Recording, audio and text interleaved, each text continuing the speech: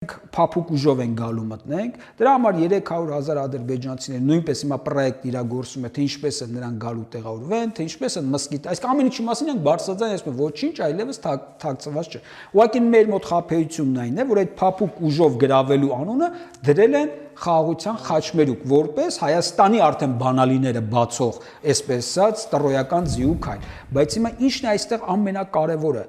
որ կիրառվում են համենա պարզունակ մեթոդ, ինչպես ասում են կնուտ իպրյանիկ, հա,